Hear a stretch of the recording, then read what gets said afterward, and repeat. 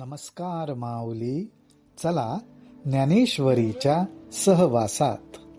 ज्ञानेश्वरी अध्याय 7 मधील ओवी 53 ते 59च्या सहवासात आपण जाऊया.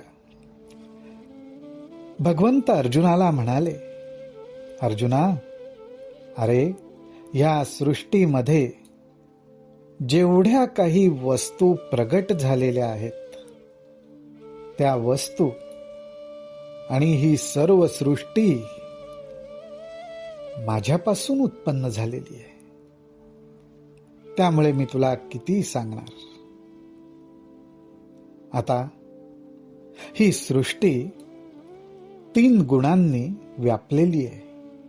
अर्थात प्रमुख 3 गुण, त्रिगुण ह्यांच्या आधाराने किंवा ह्यांच्या प्रभावाखाली सृष्टीचं सर्व कार्य घडत असताना आपल्याला दिसतं.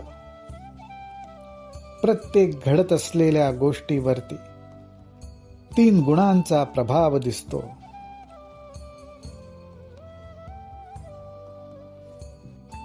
सर्व सृष्टी, सर्व प्राणी मात्र ह्या 3 गुणांनी व्यापलेलेत. आता ह्या 3 गुणांबद्दल सुद्धा समजून घेणं आवश्यक आहे, कारण ह्या 3 गुणांच्या आधाराने आपलं सर्व कार्य चाललंय. तेव्हा त्यांचं स्वरूप हे आपल्याला समजलं पाहिजे, जाणून घेतलं पाहिजे. जे सात्विक हन भाव का रज तमादी सर्व, ते मम रूप संभव ओळखे तू.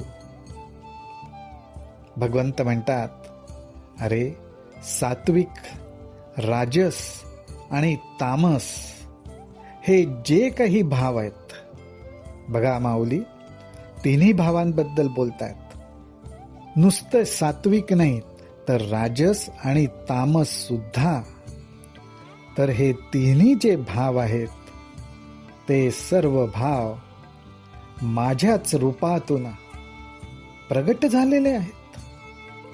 ते मम रूप संभव, संभव म्हणजे प्रगट होणं, जन्माला येणं. ओळखे तू, हे तू जाणून घे. हे झाले तरी माझ्या ठाई, परी ययान माझी मी नाही. माऊली हो,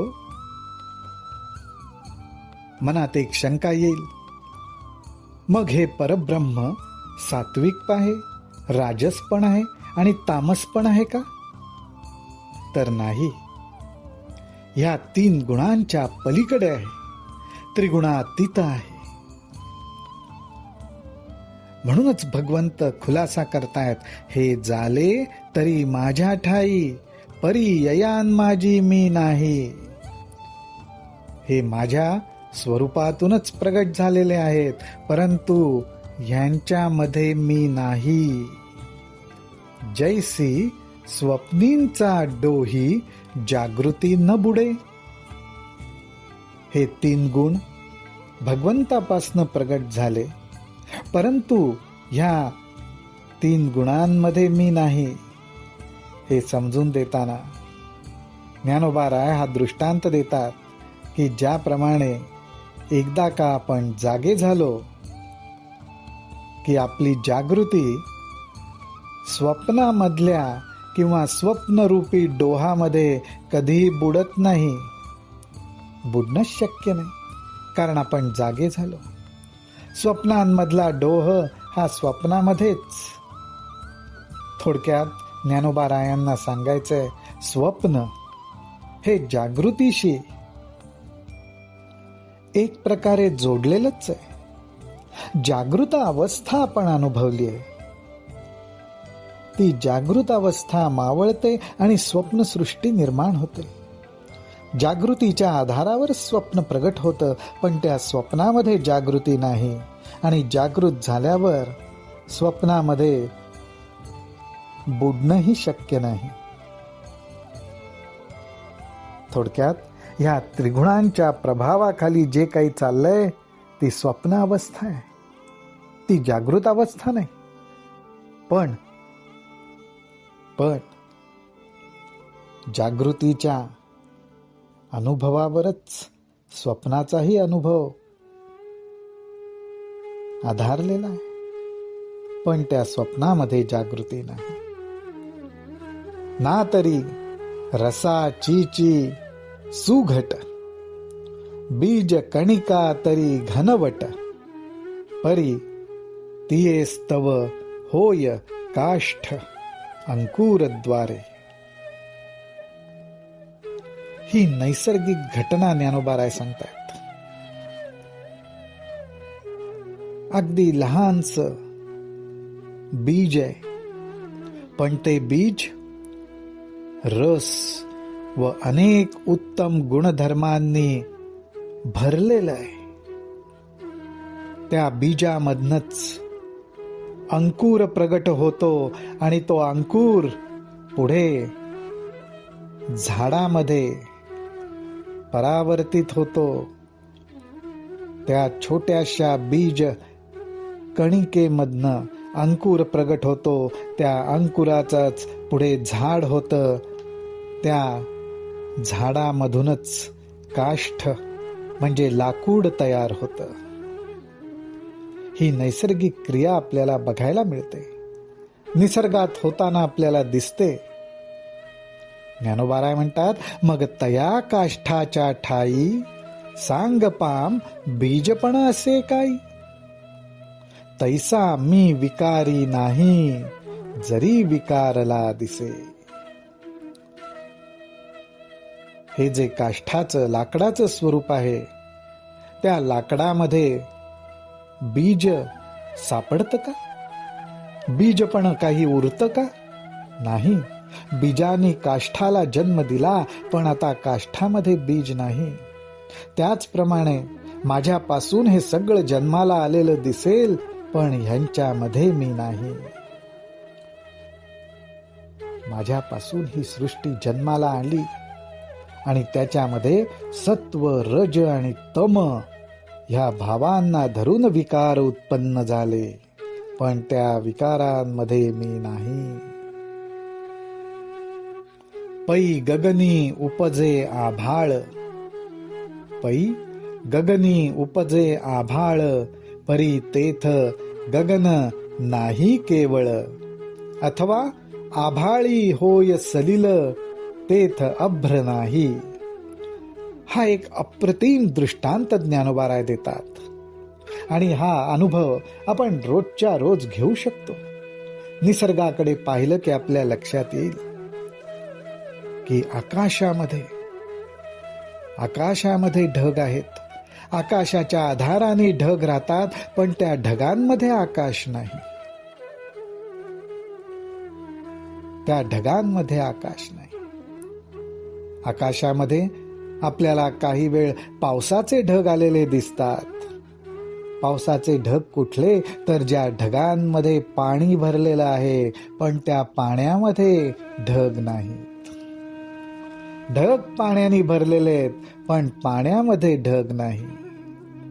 मग तया उदकाचे निआवेशे, प्रगटले तेज जे लख लखीत दिसे, तिये विजू माझी असे सलील काही. त्याच्या पुढची जी घटना निसर्गात घडत असताना दिसते, ती म्हणजे ज्या ठिकाणी हे पाण्याचे ढग एकत्र येतात, तिथे घर्षण घडतं आणि त्या पाण्याच्या आवेशाने, त्यातल्या शक्तीने एक तेज लखलखीत प्रगटलेलं दिसतं. अर्थात वीज चमकताना दिसते. त्यासाठी ढगांमध्ये पाणी असणं आवश्यक असतं. त्यातून विजेचा उगम होतो. पण ज्ञानोबाराय म्हणतात, त्या विजेमध्ये पाणी असतं का?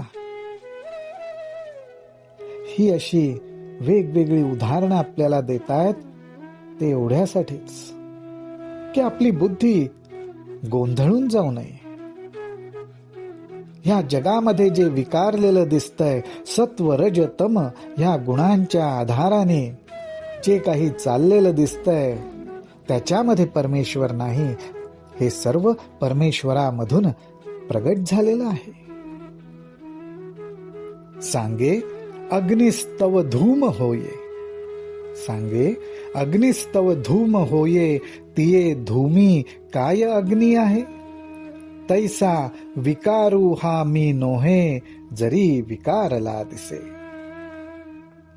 भगवंत म्हणतायत अर्जुना, अर्जुना, अग्नीपासून धूर प्रगट होतो, अग्नीपासून धूर निर्माण होतो, पण त्या धुरामध्ये अग्नी असतो का रे? धुरामध्ये अग्नी सापडत नाही. त्याचप्रमाणे ह्या सृष्टीचं कार्य त्रिगुणात्मक आहे. त्रिगुणांनी ही सृष्टी व्यापलेली आहे. ही सर्व सृष्टी माझ्या ठिकाणीच प्रगट होते. या सृष्टीमध्ये घडणारी घटना सत्व रज तम यांना धरूनच असते आणि हे सर्व माझ्या ठिकाणीच प्रगट होताना दिसतं, पण ह्याच्यात मी मात्र नाही. हेच मुख्य तत्व आपल्याला समजावून सांगायचंय. वरच्या उदाहरणांमध्ये सुद्धा जर आपण पाहिलं तर पंचमहाभूतांचा उल्लेख केलाय. बीजकणिका आहे, काष्ठ आहे, अवकाश आहे, ढग आहेत, पाणी आहे, तेजरूपी वीज आहे. ही सगळी तत्व माझ्यातनं प्रगट झाली आहेत आणि या तत्वांच्या आधारावर प्रकृतीचा खेळ चाललाय. तो सर्व खेळ माझ्यावर, माझ्यामध्ये होताना दिसतो, पण ह्याच्यात मी नाही. माऊली हो, याचाच अर्थ असा की हे जे काही प्रकृतीचं कार्य चाललंय त्याच्या पलीकडे हा जो परमात्मा आहे, त्या परमात्म्याचा आपल्याला अनुभव घ्यायचा आहे. प्रकृतीच्या आधाराने परमात्मा ओळखता येणार नाही. प्रकृतीच्या आधाराने, प्रकृतीकडे बघून, सृष्टीमधली घडणारी कार्य बघून, कर्म बघून, कृती बघून आपल्याला केवळ एक अंदाज बांधता येईल, परंतु खरं परमात्म स्वरूप या सृष्टीमध्ये या त्रिगुणांना धरून जे काही चाललेलं आहे त्याच्या पलीकडे आहे, त्रिगुणातीत आहे. हेच ज्ञानोबारायांना आपल्याला समजावून सांगायचंय. रामकृष्ण हरी, रामकृष्ण हरी, रामकृष्ण हरी.